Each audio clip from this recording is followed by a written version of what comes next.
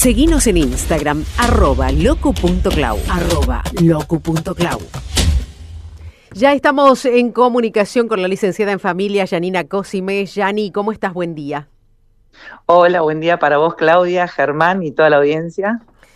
Bueno, Yani, buen día.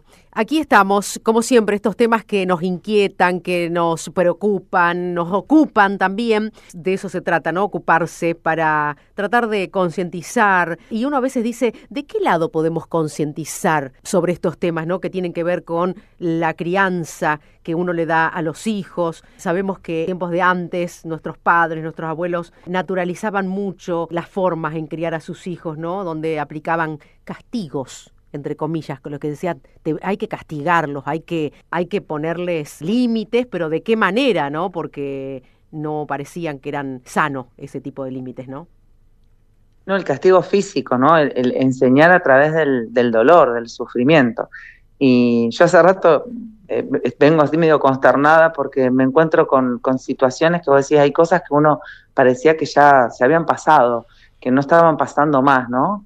Y no, nos encontramos con situaciones de violencia hacia los niños, de maltrato infantil, de las que no se hablan porque están naturalizadas. Y bueno, y nos encontramos con casos graves, donde esto no tendría que haber ocurrido nunca, ocurrió y no fue detectado, y nos encontramos con la muerte de un nene como Ángel, ¿no? Uh-huh. Y hablando de la naturalización de la violencia, escuchar a la abogada de su mamá hablando de coscorrones como si de nada se tratara, es realmente doloroso y preocupante.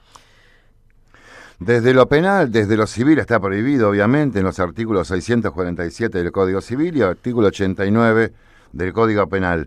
Desde lo psicológico, Danina, desde la asistencia familiar, ¿cómo se puede prevenir esto, ¿sí? Desde la familia, desde la escuela, desde el Estado, ¿cómo lo ves vos?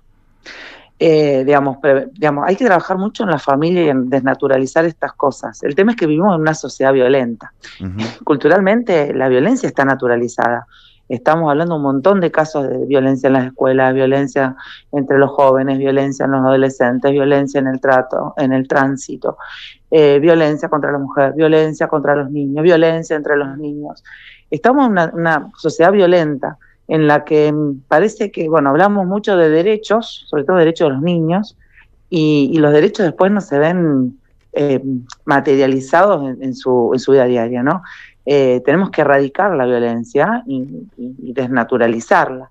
Pero bueno, vos decís, bueno, ¿cómo lo hacemos? ¿Cómo lo hacemos? Con educación y concientización, ¿no? Pegarle a un chico está mal. Siempre está mal, aunque le duela poquito, ¿no? Porque vos decís un coscorrón, un chancletazo, con la varilla. Digamos, estamos hablando de algo muy profundo, porque los padres, aquellos que deberían cuidarnos y protegernos, claro, aquellos que yo cuando hago prevención de abuso sexual infantil les digo, bueno, tu cuerpito es un tesoro, tu cuerpito es tuyo, tu cuerpito debe ser respetado, nadie debe tocarte, nadie debe lastimarte.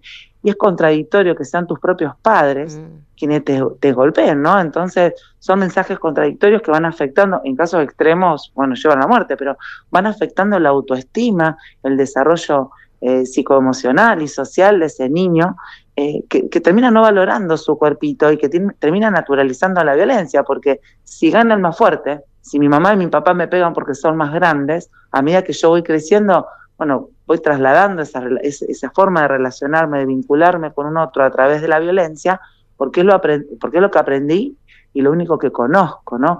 Acá hacen falta cambios profundos, que no sé quién está dispuesto a hacerlos, ¿no? Digo, como política pública, porque son cambios que se van a ver a lo mejor a 30, 50 años, pero Yani, ¿quién está dispuesto a hacer eso? Cambios, nos falta un cambio profundo. Por algún lado tenemos que empezar. Creo que desde el lado de la justicia primero, porque no se puede dar un niño, restituir a un niño a una madre, no importa que es una madre puede ser perjudicial para un chico, no importa que, viste, la madre, padre, lo que sea. Hay madres, hay madres y madres, eso no tiene que ver. Si ves que la está pasando mal con esa persona, que es la madre en este caso, ¿por qué restituir? Eso tiene que cambiar.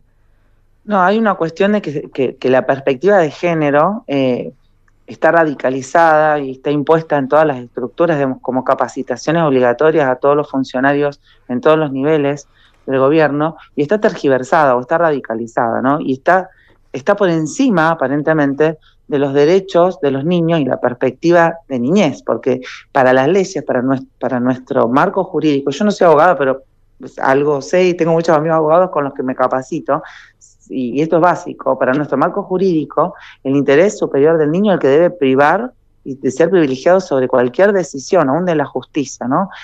Pero parece que cuando estamos entre el interés superior del niño y la perspectiva de género radicalizada, se prioriza el derecho o el capricho de la madre por ser mujer sobre los beneficios del niño. Yo digo que no la vea nunca más a la madre, pero digamos, acá había una situación que si uno hacía un socioambiental, no había que ser un experto para darse cuenta que comparando las situaciones ambientales era más conveniente un lugar que el otro. Uh-huh. Y si hubiese sido una buena madre o hubiese estado en un proceso de restauración real, haber generado un vínculo de otra manera con supervisión. Digamos, acá fue una cuestión caprichosa, evidentemente, porque uno ve las condiciones a través de las pantallas, de cómo, de dónde sacaron al chico y a dónde lo llevaron, cuáles eran los informes que tenían las maestras con respecto al nene cuando estaba con su papá, y cómo había cambiado su actitud. Digamos, acá hubo una perspectiva que ya se le dice ideología cuando no tiene un fundamento lógico más que mi propia opinión y lo que yo tengo en la cabeza sobre lo que realmente está pasando,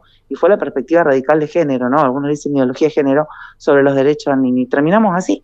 Pasó lo mismo con Lucio, ¿no? Bueno, porque es mujer, se lo damos, y hablo siendo mujer, digamos, por eso puedo hablar. Pero a ver, las mujeres no somos buenas, todas buenas, no existe violencia entre las mujeres, y debemos idealizarnos y tenemos más derecho, aún no solamente que los hombres, sino más derecho que nuestros propios hijos. Y te hablo como mujer y como mamá. Entonces estamos como estamos, porque los papeles dicen una cosa, la realidad dice otra, hay incoherencia, y los que terminan pagando el precio son los chicos, en este caso con su vida.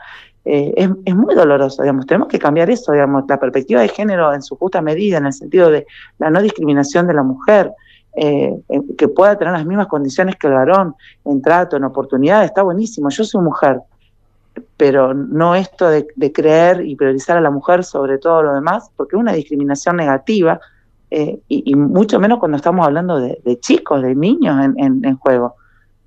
Sí, la verdad que sí, a uno le llama la atención, ¿no? Que esperábamos que después del caso Lucio, que fue tan resonante, porque no son, lamentablemente, como decís vos, no son los únicos casos, estos salen a la luz, siempre salen a la luz 2 o 3, pero los otros que quedan ocultos, que también debe haber muchos de estos chiquitos que padecen en manos de sus progenitoras también, o progenitores, podemos decir, para que sean madres o padres, ¿no?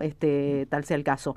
Digo, pensábamos que el caso de Lucio iba a modificar, decís, bueno, y todo sigue igual, al final, al cabo, porque ahora se dio el caso que conocimos de Ángel, y se volvió a cometer los mismos errores. Un juez que desoyó, más allá de estos videos que estaban viralizándose de él, que no quería ir con su madre, la psicóloga que firmó los informes para que se le entregue al niño, y la asesora de menores que también incumplió en su deber de protección al menor, ¿no?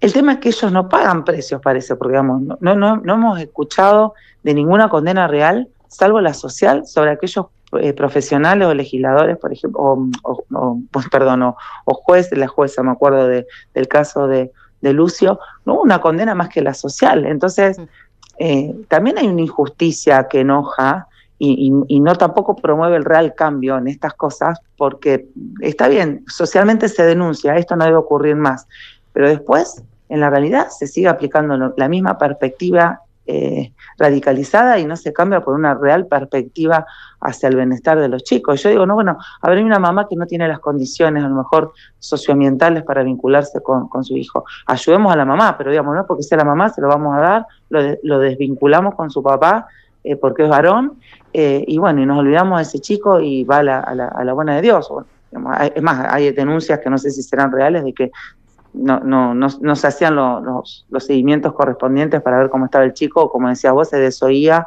la palabra del niño, los informes de las maestras. No hay voluntad realmente de cambio, ¿no? Me parece que esto va más allá de la realidad de lo que está pasando, y están en juego intereses que tienen que ver con las ideas, y que digamos en el mundo de las ideas cosas que no corresponden con la realidad y que afectan a la realidad, que afectan a la realidad de los niños y los adolescentes que están desprotegidos en todos los sentidos, y bueno, y pueden terminar en caso de muerte. Y a veces la de protección termina en otra manera, porque digamos, este niño iba solito al jardín y pudo haber sido víctima de trata, pudo haber sido víctima de abuso sexual, pudo haber sido, no sé, víctima de que lo chocó un auto porque no lo vio porque era muy chiquito. Entonces dejamos a nuestros niños solitos con muy buenos discursos y muy buenas intenciones. ¿Sabes qué observo también, Janina, y compartiendo todo lo que decís, por supuesto? En el primer Código Civil estaba la ley de patronato, donde el Estado se hacía cargo de todo aquello que no tenía un buen rumbo o un referente pleno para hacerse cargo, en el caso de la educación de un chico. El Estado ha cuestionado a todos los patronatos ejercidos por la Iglesia y ejercido en forma privada, pero jamás pudo brindarle a la población un patronato de hecho, un hogar, un orfanato, como le decían antiguamente, en el cual los menores estuvieran en resguardo. Actualmente lo único que hay son cárceles e institutos de detención de menores. El Estado sigue sin ofrecer una solución. Está para criticar muchas veces el Estado, el accionar o de la justicia, o de los psicólogos, o del magistrado, o de lo que fuere, pero no ofrece absolutamente nada el Estado. Me parece realmente muy llamativo que desde un lugar como el Estado, que tendría que protegernos, no se nos ofrezca a los profesionales, a ustedes que están trabajando realmente y muy bien en todo lo que es prevención, un lugar donde poder derivar a estos chicos que están en sufrimiento y en una cadena de sufrimiento que ya viene de años. Porque este chico tenía 4 años, pero el 90% de su vida fue golpeado. No, lo más triste es que tenía un lugar seguro, que era con su papá biológico, ¿no? Y el Estado decidió sacarlo de ese lugar seguro para llevarlo a un lugar que no era seguro por una cuestión más bien ideológica de alguien que dijo, bueno, es mejor si está con la mamá, con el papá, aun cuando esté en esas condiciones paupérrimas en todo sentido, ¿no?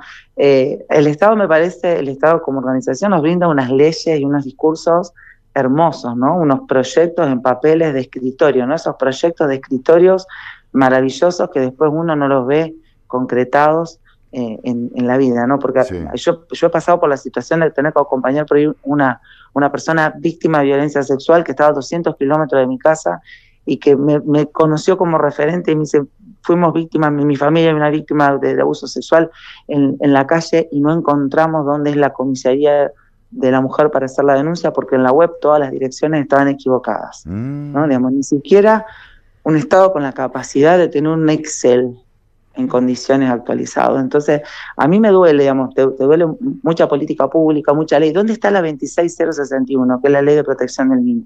¿Dónde está concreta cuando está muy linda la ley, un montón de proyectos y de planes y plata en funcionarios metido en eso? Y yo no me meto con ningún color de partido político porque esto no es ni de ayer, ni de hoy, ni siquiera del año pasado, ni de nada. Esto viene de larga data, ¿no? Cuando ese chico, ¿quién lo protegió? La ley está hermosa. La ley también, Lucio está hermosa, y después... Claro, si no se cumple, no sirve. Un ángel de la vida que le quitaron la vida, claro. un niño de 4 años. No sirve si no se cumple, ¿no? Yani, vamos a seguir charlando de los temas, todos estos temas que siempre nos ocupamos. Gracias, Yani, gracias por todo lo que haces.